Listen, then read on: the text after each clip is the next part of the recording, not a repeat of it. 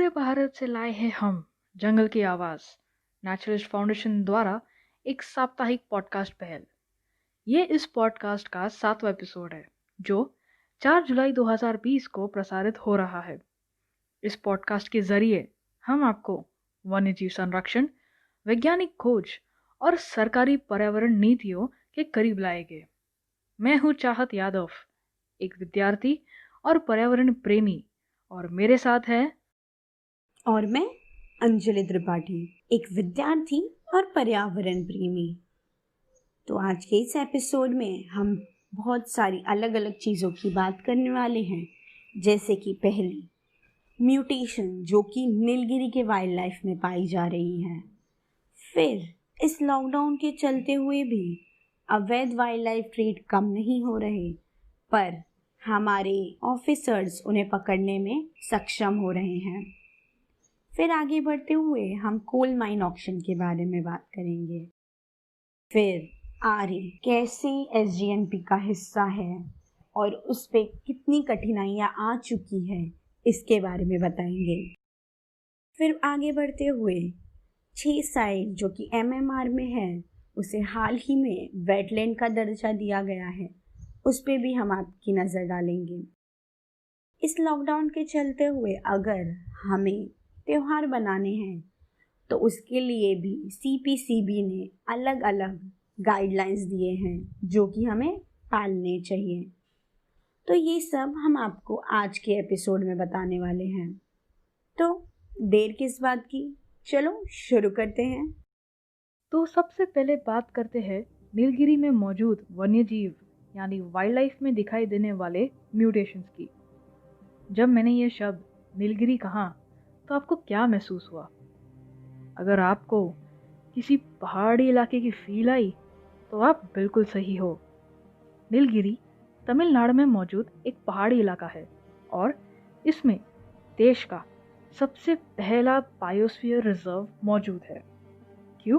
क्योंकि ये जगह बायोडाइवर्सिटी यानी जैव विविधता से समृद्ध यानी रिच है, पहला। दूसरा कारण है इधर पाए जाने वाले अनोखे जंगल। ये जंगल दुनिया में आपको और कहीं नहीं दिखाई देंगे। इन जंगलों का नाम है शोला जंगल। इन जंगलों को समझने के लिए इमेजिन करें कि आप एक पहाड़ी इलाके में हो और चारों तरफ घास के मैदान यानी ग्रासलैंड्स मौजूद है। जब आप दूरी में देखोगे तो आपको छोटी कद के घने जंगल दिखाई देंगे। कुछ ऐसे ही है शोला के जंगल। एक तरफ घास के मैदान और ठीक उनके पीछे घने जंगल। पिछले कई सालों में बायोलॉजिस्ट कुछ ऐसे वन्य जीव या जानवरों के संपर्क में आए हैं जिन्हें एक दुर्लभ कंडीशन है। इस कंडीशन का नाम ल्यूसिज्म है। अब ये ल्यूसिज्म क्या है और कैसे होता है? ल्यूसिज्म एक रेयर यानी दुर्लभ जेनेटिक कंडीशन है जिसमें जानवरों के शरीर पर सफ़ेद रंग के धब्बे आ जाते हैं। ये कंडीशन तब होता है जब जानवरों के डीएनए में अचानक से बदलाव आ जाता है। कुछ ऐसा ही कंडीशन मनुष्यों में भी देखा जाता है, जहाँ पे लोगों के शरीर पर सफ़ेद धब्बे बनना चालू हो जाते हैं। पर यह कंडीशन इंसानों में अलग नाम से बुलाया जाता है। अब तक ये कंडीशन 2 गौर, एक बाघ, एक सांबर हिरन और तो और एक गिलहरी में भी देखा गया है।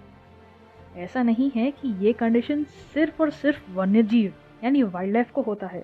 हमारे आसपास मौजूद जितने भी जानवर हैं, जैसे कबूतरों में भी ये देखा गया है। अब ल्यूसिज्म का कारण क्या है?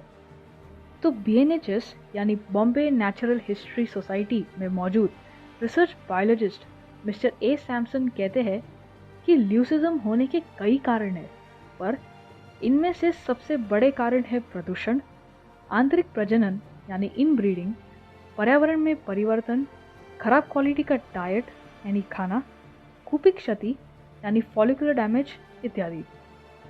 वो कहते हैं कि ऐसे जेनेटिक म्यूटेशंस का सामने आना बहुत ही चिंताजनक और डराने वाली बात है। ल्यूसिज्म से पीड़ित जानवरों की इम्यूनिटी यानी बीमारी से लड़ने की क्षमता कमज़ोर हो जाती है, जिससे वो बीमारी का शिकार बन जाते हैं। यही नहीं, उनके सफ़ेद धब्बों के कारण वो अपने आसपास के वातावरण में ठीक से कैमोफ्लाज यानी छुप नहीं पाते, जिस वजह से शिकारी उनका आसानी से शिकार कर पाते हैं। उदगमंडलम में मौजूद गवर्नमेंट आर्ट्स कॉलेज के zoology and wild life biology के डिपार्टमेंट के असिस्टेंट प्रोफेसर बी रामाकृष्णन कहते हैं कि ये कंडीशन का सबसे बड़ा कारण है घास के मैदानों का विनाश। अब आप सोच रहे होंगे कि घास के मैदानों का और इस कंडीशन का क्या लेना देना। तो ये घास के मैदान दरअसल किसी रोड या हाईवे का काम करते हैं, जो बड़े जानवर जैसे हाथी और बाघ को एक जंगल से दूसरे जंगल में जाने में मदद करते हैं। इन ग्रासलैंड्स के विनाश के कारण संभोग आबादी यानी मेटिंग पॉपुलेशन में विविधता नहीं रह पाती, जिससे ऐसे ल्यूसिज्म और एल्बिनिज्म यानी रंगहीनता जैसे कंडीशन दिखाई देते हैं। पर अभी कुछ कहना सही नहीं होगा। इस विषय पर वैज्ञानिक अब भी खोज कर रहे हैं, पर ये घटना ज़रूर बताती है कि हम इंसानों की हर गतिविधि, हर निर्णय का असर वन्य जीवों को जेनेटिक तौर पर प्रभावित करता है। एक गलती और एक पूरी प्रजाति समाप्त हो सकती है, क्योंकि हमारी संख्या बहुत होने के कारण कहीं ना कहीं हमारा ये फर्ज बनता है कि हम अपने निर्णय सही से लें, ताकि वन्य जीव और इंसान मिलजुल कर रह सके। जितना ये ग्रह हमारा है, उतना ही ये उनका भी। आगे अंजलि अवैध वन्यजीव तस्करी यानी इलीगल वाइल्ड लाइफ ट्रेड के रैकेट के बारे में बताएगी। हाल ही में इसी महीने महाराष्ट्र वन विभाग ने 19 लोगों को गिरफ्तार किया, जो नासिक, ठाणे, पुणे और अहमदनगर जिलों से अवैध वन्य जीव व्यापार में शामिल थे।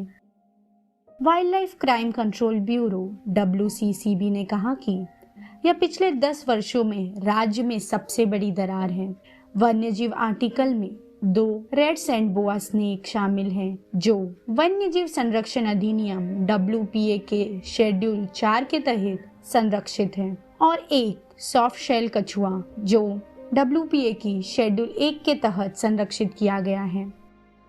1 से 11 जून के बीच वन विभाग ने नवी मुंबई के 2 पुलिस अधिकारियों विश्वास चौहान खे और पुणे के चतुश्रृंगी पुलिस स्टेशन के एक कांस्टेबल दीपक डाबेकर को गिरफ्तार किया।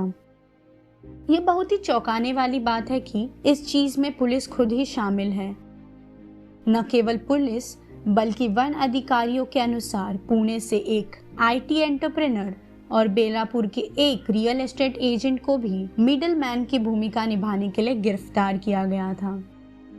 20 वन अधिकारियों ने इन लोगों को गिरफ्तार करने के लिए एक अभियान चलाया। नासिक का एक कस्बा, जहां स्थानीय सोमनाथ पवार को एक जीवित सैंड बोआ बेचने की कोशिश करते हुए गिरफ्तार किया गया था, बाकी सारे एनिमल्स को जब्त कर लिया गया था, जब अहमदनगर जिले के एक आरोपी निखिल गायकवाड़ के लिए जाल बिछाया जा रहा था, और वहां से हमें सॉफ्ट सेल कछुए भी बरामद हुए। सिंसार, नासिक में 6 अन्य को गिरफ्तार किया गया, जबकि दूसरी तौर पे वहां रेड सैंड बोआ को बेचने की कोशिश की जा रही थी। सॉफ्ट सेल कछुए मीठी पानी में रह सकते हैं, जो लंबे समय तक पानी के नीचे रह सकते हैं।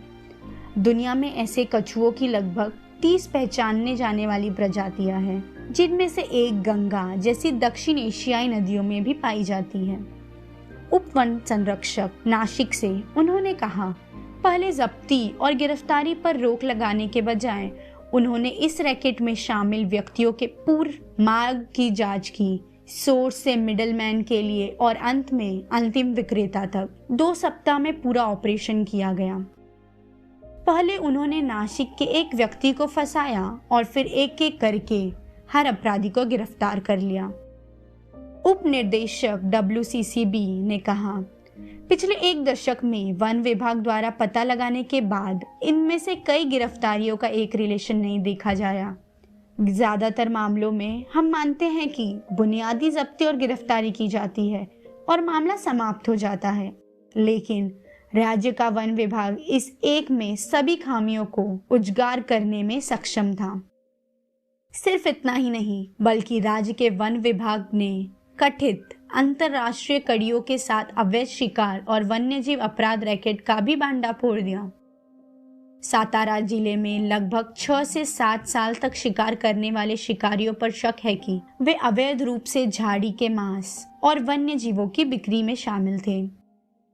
पिछले हफ्ते एक वन टीम के अनुसार वह सतारा गए और वहां पे 12 सदस्यों को गिरफ्तार किया गया और लगभग 5 लाख रुपयों के उपकरण जब्त किए। इसमें जंगली जानवरों को फंसाने के लिए इस्तेमाल किए जाने वाले हथियार और जाल शामिल थे।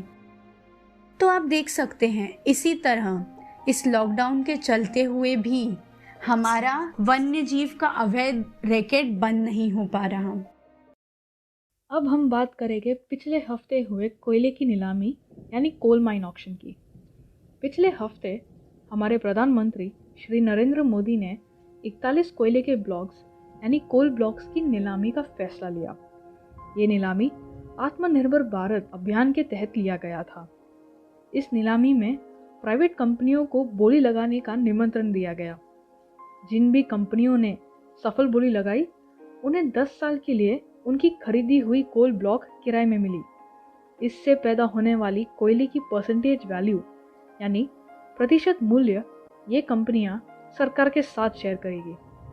अब दिक्कत ये है कि प्राइवेट कंपनीज इस कोयले को बाहर देश में किधर भी और कैसे भी बेच सकती है।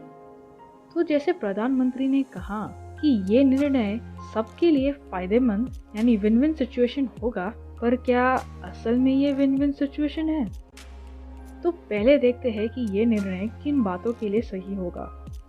भारत हर साल 240 करोड़ टन कोयला आयात यानी इंपोर्ट करता है। इसकी कुल कीमत 1.7 लाख करोड़ होती है। पर आखिर भारत इंपोर्ट करता क्यों है? भारत पूरी दुनिया में कोयले की उपलब्धि में चौथे नंबर पर होने के बावजूद भी कोयला इंपोर्ट करता क्यों है? ऐसा इसलिए क्योंकि स्टील बनाने के लिए हाई क्वालिटी कोकिंग कोल की जरूरत पड़ती है, जो भारत नहीं बना पाता। तो इस कोल इंपोर्ट को रोकने या कम करने में कोल ब्लॉक्स की नीलामी सही साबित होगी। ऐसा करने से देश का पैसा बचेगा। और तो और 2025 तक 225 करोड़ टन कोयले का उत्पादन का लक्ष्य भी रखा गया है। प्रधानमंत्री ने और भी फायदे बताए हैं, जैसे कि प्राइवेट कंपनियों का निवेश इस निर्णय से अगले 5 साल में 33,000 करोड़ हो जाएगा। उन्होंने ये भी कहा कि कई दशकों के लॉकडाउन के बाद कोयला उत्पादन होगा, पर अब इसका मतलब क्या है वो नहीं पता। क्योंकि कोयले का उत्पादन बढ़ेगा तो उसका दाम गिरेगा, तो इस कारण कोयले से बिजली कम दाम में पैदा होगी। तो इसका सीधा फायदा बिजली और कोल बेस्ड प्लांट्स यानी कोयले पर आधारित कारखानों को होगा। एक और फायदा ये भी है कि इन नीलामियों से प्राइवेट कंपनियों पर नजर बनाए रख सकते हैं, ताकि नैतिक रूप से यानी एथिकल तरीके से कोयले का उत्पादन किया जाए। ये तो हो गई पॉजिटिव बातें। अब बात करते हैं नुकसानों या इस निर्णय की दिक्कतों की। भारत में 70% बिजली कोयले से आती है, पर पिछले कई सालों में लोग कोयले से उत्पन्न होने वाली बिजली की वजह अक्षय संसाधनों यानी क्लीनर रिन्यूएबल रिसोर्सेज से पैदा होने वाली बिजली का इस्तेमाल कर रहे हैं। दिन बर दिन इन रिन्यूएबल रिसोर्सेज का दाम घटता जा रहा है। 2019 में कोयले की मांग 22% कम थी, जबकि 2011 में कहा गया था कि ये मांग बढ़ेगी। 2019 में भी कोयले पर भार यानी कोयले पर लोड 80% से घटकर 60% हो गया है। सोचने वाली बात यह है कि जब पूरी दुनिया रिन्यूएबल एनर्जी की तरफ बढ़ रही है और कोयले की मांग कम हो रही है, तो क्या नीलामी का निर्णय सही है? पिछले साल 27 में से सिर्फ 6 कोल ब्लॉक्स की नीलामी हुई। इस साल लॉकडाउन के कारण नीलामी और बुरी हो सकती है। तो क्या ये निर्णय सच में सही है? सिर्फ यही नहीं, कहा जा रहा है कि इस नीलामी से हर मिलियन टन पर 1300 लोगों को काम मिलेगा, जबकि असल में सिर्फ 700 लोगों को काम मिलेगा। और तो और कोल इंडिया लिमिटेड ने बिजली पर न आधारित कंपनी यानी इंडस्ट्रीज को 1.25 करोड़ टन कोयला प्रस्तावित यानी प्रपोज किया, जो कि अब बढ़कर 6.5 करोड़ टन हो चुका है। इसका मतलब हमारे पास पहले से ही बहुत ज्यादा है, तो और उत्पादन की जरूरत क्या है? ये तो बात हुई व्यवसाय के स्तर पर। अब पर्यावरण के स्तर पर बात करें तो ये सारे कोल ब्लॉक्स या तो आदिवासियों की जगहों पर है या तो ग्रामीण इलाकों में, जिसका विरोध लोग ही नहीं बल्कि कुछ राज्य भी कर रहे हैं। कुछ कोल ब्लॉक्स तो संरक्षित इको सेंसिटिव जोन में मौजूद है, जो वहां के इकोसिस्टम को बुरी तरह से हानि पहुंचाएगा। अब ये प्राइवेट कंपनियां या तो हमारी नैया डुबाएगी या तो हमारी नैया पार लगाएगी। प्राइवेट कंपनियों का इन्वॉल्वमेंट या तो भारत को सच में आत्मनिर्भर बनाएगा और साथ ही साथ लोगों को अच्छा काम, देश को रेवेन्यू और नैतिक रूप से रिसोर्सेज का इस्तेमाल करेगा, मतलब सच में हमारी नैया पार लगाएगा, या तो देश, लोगों और पर्यावरण को पूरी तरह से खत्म कर देगा, यानी आपको तो पता ही है। इन दोनों के बीच निर्णय आपको लेना है। आगे अंजलि हमें मुंबई में स्थित आर्य कॉलोनी की तरफ ले चलेगी। आर्य कॉलोनी, जिसे आर्य मिल कॉलोनी या आर्य वन भी कहा जाता है, मुंबई के उपनगर गोरेगांव पूर्व में स्थित है। इसकी स्थापना 1949 में मुंबई में डेयरी उत्पादों यानी उनके प्रोडक्ट्स के प्रोसेसिंग और मार्केटिंग में क्रांति लाने के लिए की गई थी। आर्य बोरीवली में स्थित संजय गांधी नेशनल पार्क के इको सेंसिटिव जोन के भीतर स्थित है। यह एक शहरी और डिग्रेडेड जंगल है और राष्ट्रीय उद्यान और शहर के बीच बफर क्षेत्र के रूप में कार्य करता है। आर्य मिल कॉलोनी में 12 गांव शामिल है, जो है Sai, Gurgaon, film city, royal palms, Dindoshi जिसे इक्सर पहाड़, आरे, पहाड़ी गोरेगांव, वायरावल, कोंडविता, मरोशी जिसे मरोल कहते हैं, परजापुर और पसपोली कहा जाता है। मुंबई में मराठी में लगभग 27 आदिवासी हैमलेट भी कहे जाते हैं, जिन्हें पडास कहा जाता है। आर्य मिक्स डेसिडियस प्रकार का जंगल दिखाता है और यह मुंबई के कुछ हरे स्थानों में से एक है, जो 2000 एकड़ में फैला हुआ है। आर्य फूलों के पौधों की 1300 प्रजातियों, मैमल्स की 45 प्रजातियों, रेप्टाइल्स की 43 प्रजातियों, पक्षियों की 300 प्रजातियों और तितलियों की 150 प्रजातियों का घर है। 2017 में आर्य में जंपिंग स्पाइडर की 2 नई प्रजातियों की खोज की गई थी। यहाँ पाए जाने वाले कुछ वल्नरेबल श्रेणी के जानवर हैं तेंदुए, rusty spotted cat, sambar deer, Alexandrian parakeet और रेड वाटर लैपविंग। तेंदुओं में 4 एडल्ट फीमेल्स हैं, जिनसे आर्य उनका घर है। उनका नाम आदर्श नगर है, जिसका नाम इस इलाके पर आधारित है जहां वह अक्सर पाई जाती है। बिंदु, चंदानी और लूना।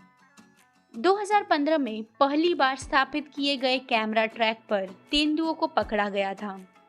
इन मादा तेंदुओं ने कई कप्स को जन्म दिया है।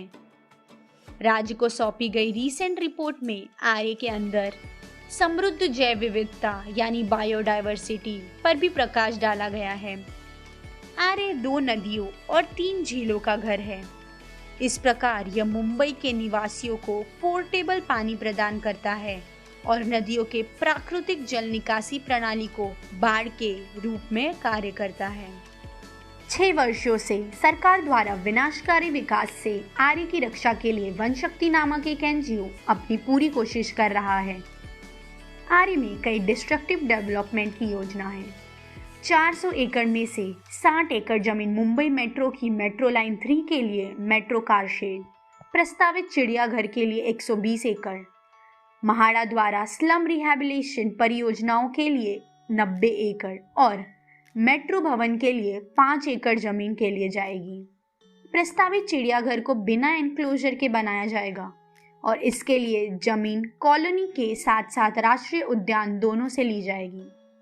पर्यावरण कार्यकर्ता जोरू भतेना की एक याचिका में कहा गया है कि आर्य के विनाश से मुंबई में वार्षिक बाढ़ बढ़ जाएगी।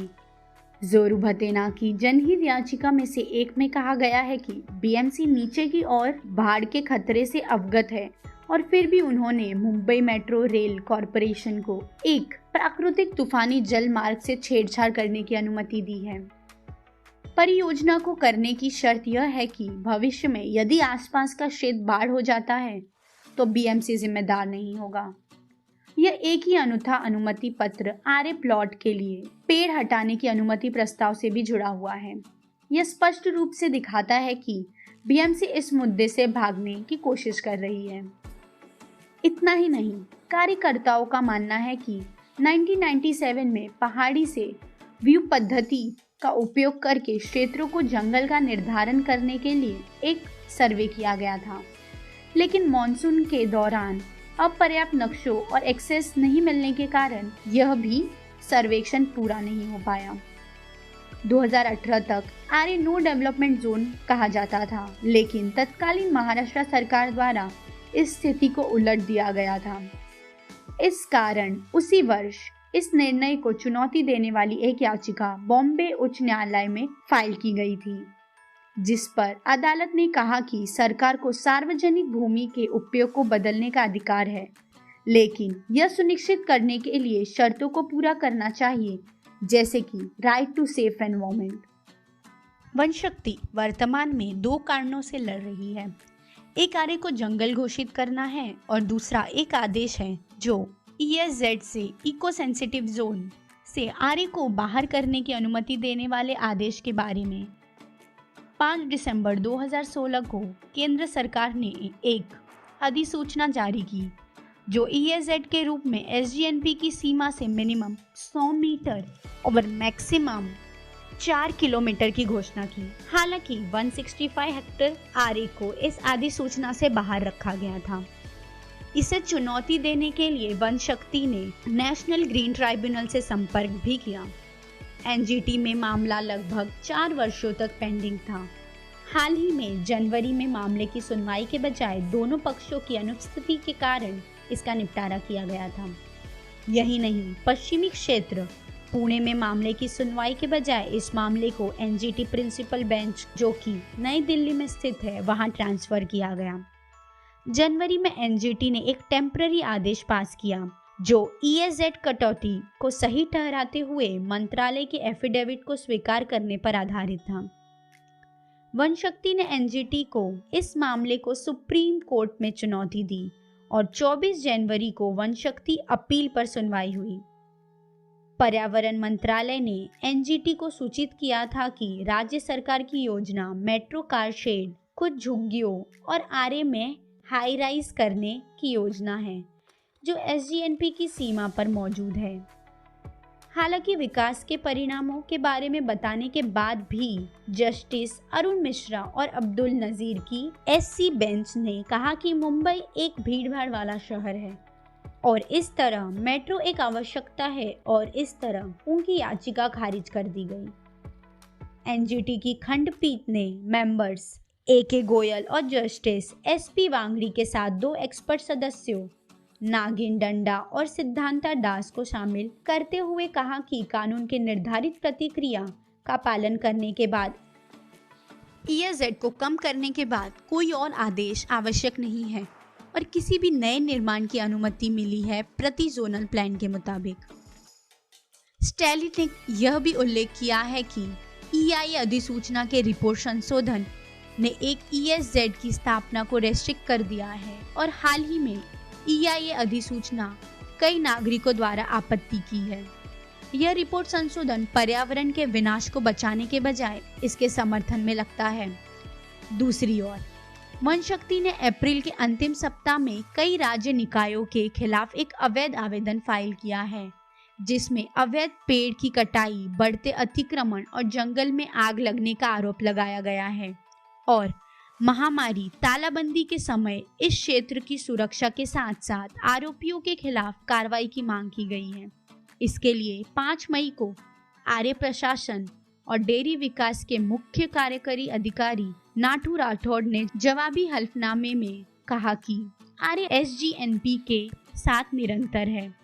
उन्होंने यह भी स्पष्ट किया कि आर्य एसजीएनपी का एक हिस्सा और एक्सटेंशन है। वन विभाग का एसजीएनपी पर प्रशासनिक नियंत्रण है, जबकि प्रशासनिक और डेयरी विकास का आर्य पर नियंत्रण है, और इस प्रकार आर्य में अवैध गतिविधियों के मामले में वन विभाग कोई कानूनी कार्रवाई नहीं कर सकता है।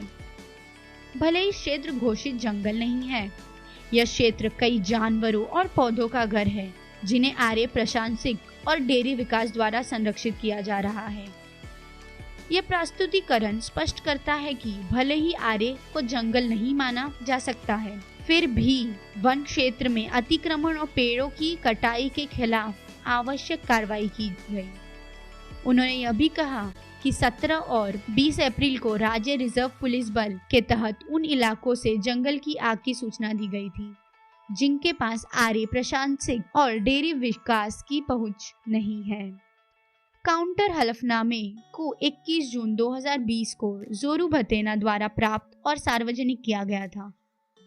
16 जून को एक अन्य सुप्रीम कोर्ट बेंच, जिसमें न्यायमूर्ति अरुण मिश्रा और न्यायमूर्ति कृष्ण मुरारी शामिल थे, उन्होंने राज्य के वन विभाग से अवैध गतिविधियों और कार्रवाई के लिए रिपोर्ट मांगी है। इस पर वन विभाग ने कहा कि वे जल्द ही अपनी प्रतिक्रिया देंगे, क्योंकि वह 16 जून से आदेश की तारीख से 6 सप्ताह में फिर से सुनवाई करेगा। रोहित जोशी, एक एनवायरमेंटलिस्ट, टिप्पणी करते हैं, यदि एक राज्य निकाय जो भूमि का मालिक है ईमानदारी से कह सकता है कि आर्य एसजीएनपी का एक हिस्सा है और यह एक जंगल है, तो यह राज्य की जिम्मेदारी बन जाएगी कि वह इसकी रक्षा करे और यह निशान लगाएगा आर्य के 6 साल की लड़ाई का अंत। 2019 में आर्य में पेड़ की कटाई को रोकने के लिए नागरिकों द्वारा बड़े पैमाने पर विरोध प्रदर्शन किया गया था। लगभग 1 लाख नागरिकों ने पेड़ की कटाई के खिलाफ ऑनलाइन याचिका पर हस्ताक्षर किए, लेकिन एक आधी रात के बावजूद पेड़ गिर गया। इससे नागरिकों में भारी क्रोध फैल गया और उनमें से कई लोग फीलिंग स्थल पर एकत्रित हो गए। जल्द ही धारा 144 लागू कर दी गई और लोगों को बिना किसी सबूत के गिरफ्तार कर लिया गया। इसके कारण सुप्रीम कोर्ट ने फेलिंग पर अंतरिम रोक लगा दी। 21 अक्टूबर को अदालत ने कहा कि आर्य में निर्माण कोई रोक नहीं है, लेकिन पेड़ों की कटाई नहीं का आदेश दिया।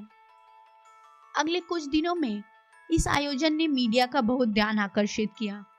इसके लिए वर्तमान सीएम श्री उद्धव ठाकरे ने पेड़ की कटाई के खिलाफ अपना समर्थन दिखाया और रहने की मांग की। 19 जून को स्टैलिन ने अपने सोशल मीडिया अकाउंट पर लिखा कि लड़ाई नहीं हारी है और अभी भी उम्मीद है। हालांकि इस बात का कि क्या आर्य को ईएसजेड के रूप में खारिज किया जाना चाहिए था के मामले में अभी भी तनाव का सामना करना पड़ रहा है, और इस प्रकार कोई भी निर्माण कार्य रातों रात नहीं हो सकता। मुख्य मामला यह है कि क्या आर्य अब भी सुप्रीम कोर्ट के समक्ष लंबित है। उन्होंने लोगों पर आरोप लगाया कि सरकार को आर्य की रक्षा करने के लिए दबाव डालना चाहिए। सरकार से एक सरल सबमिशन जो कि आर्य की रक्षा करना चाहती है, सभी मुकदमों को रोक सकती है। उन्हें यह भी उम्मीद है कि मौजूदा सरकार इस मुद्दे को समझेगी और आर्य को विनाशकारी विकास के चंगुल से बचाने में आगे आएगी। राज्य के वन विभाग से प्रतिक्रिया प्रस्तुत की जानी बाकी है, तो देखते रहिए कि वन विभाग क्या प्रतिक्रिया देगा और वन शक्ति द्वारा आगे की कार्रवाई क्या होगी। अब बात करेंगे हमारे आज के एपिसोड की 5वें टॉपिक की। ये विषय दरअसल एक अच्छी खबर है, तो आइए इस पर बात करते हैं। हाल ही में एमएमआर यानी मुंबई मेट्रोपॉलिटन रीजन में 6 नए जगहों को झीलों यानी वेटलैंड घोषित किया गया। ये जगह है बांडुप, ट्रेनिंग शिप चाणक्य जिसे टीएससी भी कहते हैं, नवी मुंबई में मौजूद एनआरआई कॉम्प्लेक्स, पांजे, बेलपाड़ा और बेंदखल। बीएनएचएस यानी बॉम्बे नेचुरल हिस्ट्री सोसाइटी की report coastal wetlands and water birds of Navi Mumbai 2019 के आधार पर इन जगहों को वेटलैंड घोषित किया गया है। ये रिपोर्ट TCFS नामक सरकारी डॉक्यूमेंट का भी हिस्सा बन चुका है, जिसे चीफ वाइल्ड लाइफ वार्डन ने वाइल्ड लाइफ प्रोटेक्शन एक्ट 1972 के तहत मंजूरी दी है। अब आप सोच रहे होंगे कि ऐसा क्यों किया और इसकी ज़रूरत क्या थी। ये जो जगह है, ये सब बर्डिंग हॉटस्पॉट्स, यानी इन जगहों पर दुर्लभ पक्षी आते हैं। कुछ पक्षी दूसरे राज्यों से आते हैं और कुछ तो दुनिया के दूसरे जगहों से, यानी दुनिया के दूसरे देशों से। टीएससी, एनआरआई कॉम्प्लेक्स और पांजे जैसे वेटलैंड्स हर साल मार्च और मई के बीच हजारों फ्लेमिंगो नामक पक्षियों की संख्या देखता है। बीएनएचएस के हिसाब से इन वेटलैंड्स पर हर साल करीब 1.5 लाख फ्लेमिंगो आते हैं। कहीं ना कहीं इन कारणों से इन बचे कुचे जगहों को बचाना बहुत ज़रूरी हो जाता है। ये निर्णय की सफलता में और भी कई एनजीओ और एनवायरमेंटलिस्ट की कड़ी मेहनत है। पिछले कई सालों में मुंबई में कई वेटलैंड्स गायब हो रहे हैं। गायब से मतलब है कि उन्हें नष्ट किया जा रहा है। ऐसे कुछ उदाहरण मीरा भाईंदर, उरन और खारगर नामक जगहों पर साफ दिखाई देता है।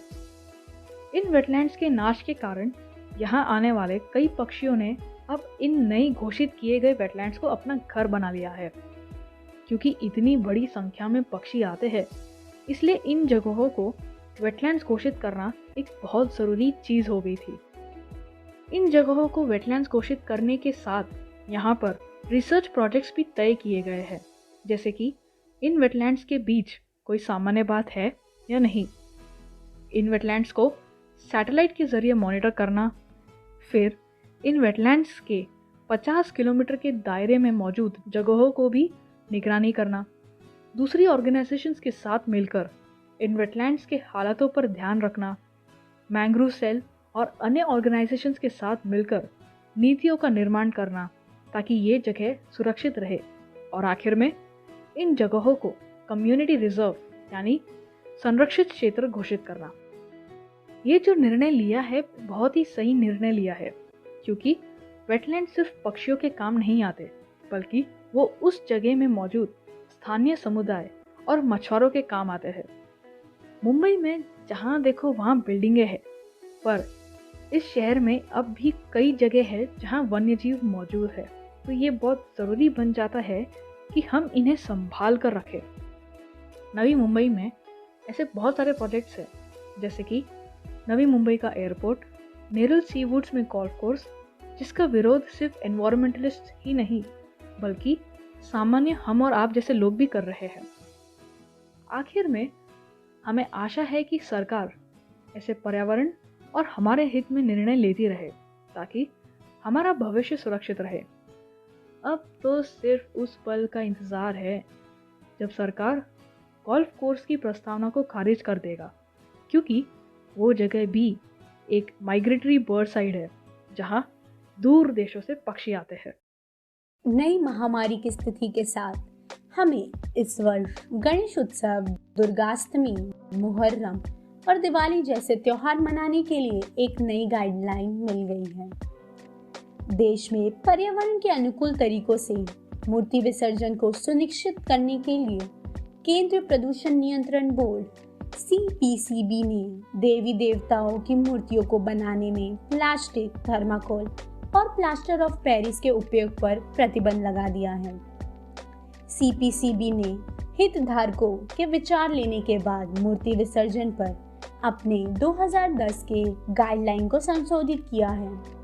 विशेष रूप से मूर्तियों को रंगने के लिए सिंथेटिक पेंट्स और केमिकल्स के स्थान पर स्वाभाविक रूप से होने वाली मिट्टी रंगों के उपयोग पर जोर दिया। मूर्ति विसर्जन 12 मई 2020 को आई गाइडलाइंस के अनुसार इसे 7 प्रमुख चिंताओं में विभाजित किया गया है। पहला, आइडल मेकर्स या कारीगरों के लिए गाइडलाइंस। प्राकृतिक मिट्टी का उपयोग, गन्ने की छड़ियों का पिरामिड जो पंडालों को रिप्रेजेंट करता है, एलम के साथ मिक्स करके नेचुरल क्ले से बनाए मूर्ति, उसके लिए हमें संबंधित राज्य प्रदूषण नियंत्रण बोर्ड यानी SPCB या फिर प्रदूषण नियंत्रण समिति PCC के से परमिशन लेना पड़ेगा। दूसरा, पूजा आयोजन समितियों के लिए गाइडलाइंस।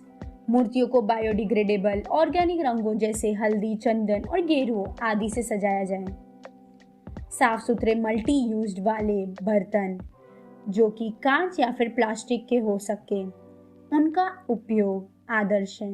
बायोडिग्रेडेबल प्लेट जैसे कि पत्रावली को सूखे पत्ते जैसे एरेका, केला, बरगद, साल के पत्तों के साथ बनाया जाए। बायोडिग्रेडेबल पेपर कप या फिर प्लेट्स, मिट्टी के बर्तनों का उपयोग और सिंगल यूज प्लास्टिक और पॉलीस्टीरीन के स्थान पर किया जा सकता है जब हम प्रसाद वितरण और अन्य प्रयोजनों का काम करते हैं। पूजा आयोजन समितियों को संबंधित यूएलबी से पूर्व अनुमति लेनी चाहिए, क्योंकि प्रबंधन योजना और आवश्यक ठोस गाइडलाइन प्रबंधन नियम 2016 के अनुसार इसके बाद संबंधित यूएलबी द्वारा 24 घंटे के भीतर अपने गाइडलाइंस के अनुसार इसे निपटान को सुनिश्चित किया जाना चाहिए। 5वां, समुद्र में मूर्ति विसर्जन के लिए गाइडलाइंस। समुद्र में मूर्ति विसर्जन के मामले में विसर्जन लो टाइड लाइन और हाई टाइड लाइन के बीच किया जा सकता है और केवल राज्यों, केंद्र शासित प्रदेशों में कोस्टल क्षेत्र प्रबंधन अधिकारियों द्वारा चिन्हित क्षेत्रों में निर्देशित किया जा सकता है। राज्य सरकार में प्राधिकारी कोस्टल क्षेत्रों में सुरक्षा और सुरक्षा से संबंधित प्रशासन आवश्यक इंतजामों का ध्यान रखेगा, जैसे त्योहारी सीजन के दौरान मूर्ति विसर्जन गतिविधियों की निगरानी के लिए पर्याप्त सुरक्षा उपकरणों के साथ सुरक्षा कर्मियों, होमगार्डों के साथ मोटर बोट की व्यवस्था की जाए। 6, परिवारों द्वारा मूर्ति विसर्जन के लिए गाइडलाइन। छोटी मूर्तियों का विसर्जन उनके घरों में इको फ्रेंडली तरीके से किया जाना चाहिए, यानी पानी से भरी बाल्टी में सुलझे हुए मिट्टी को सुखाया जा सकता है और फिर भविष्य में मूर्ति बनाने के लिए पुनः उपयोग किया जा सकता है, या फिर मिट्टी के रूप में गार्डनिंग में भी इस्तेमाल किया जा सकता है। 7वां, राज्यों में प्रदूषण नियंत्रण बोर्डों SPCB और केंद्र शासित प्रदेशों में प्रदूषण नियंत्रण समितियों PCC जल निकायों के वाटर क्वालिटी चेक करने के लिए एक शहरों में 3 स्टेजेस में किया जाएगा: प्री इमर्शन, ड्यूरिंग इमर्शन और पोस्ट इमर्शन। वाटर क्वालिटी को ध्यान में रखते हुए सैम्पलिंग लोकेशन निर्धारित करनी चाहिए जिससे रिजल्ट बराबर मिलेंगे। फिर उनका वाटर क्वालिटी असेसमेंट किया जाएगा। डिटेल रिपोर्ट सार्वजनिक क्षेत्र में SPCB PCC की वेबसाइट पर पोस्ट की जानी चाहिए और पर्यावरण, वन और जलवायु परिवर्तन मंत्रालय MOEFCC और जल शक्ति मंत्रालय MOJS और CPCB के साथ साझा करने के 2 महीने के भीतर पूरा किया जाएगा। किसी विशेष त्योहार के लिए आयोजित अंतिम नमूना। आप सबने जंगल की आवाज़ को मेरे यानी चाहत यादव और अंजलि त्रिपाठी के साथ सुना, उसके लिए बहुत बहुत शुक्रिया। अगर आपको ये एपिसोड पसंद आया तो नीचे मौजूद लाइक बटन और बेल आइकन पर क्लिक करें ताकि आप हमारे आने वाले एपिसोड्स को मिस ना करें, और हमें सब्सक्राइब करना भी ना भूलें। यदि आपको हमारा काम और हमारी मेहनत अच्छी लगी तो हमारी युवा टीम को पेट्रेन पर ज़रूर सपोर्ट करें। लिंक नीचे डिस्क्रिप्शन में है। तो बने रहे हमारे साथ अगले हफ्ते, जहां हम कुछ नए विषयों पर बात करेंगे। तब तक के लिए सुरक्षित रहे, घर पर रहे, और हाँ, अपने EIA ऑब्जेक्शन के ईमेल भेजना ना भूलें। लिंक नीचे डिस्क्रिप्शन में है। धन्यवाद।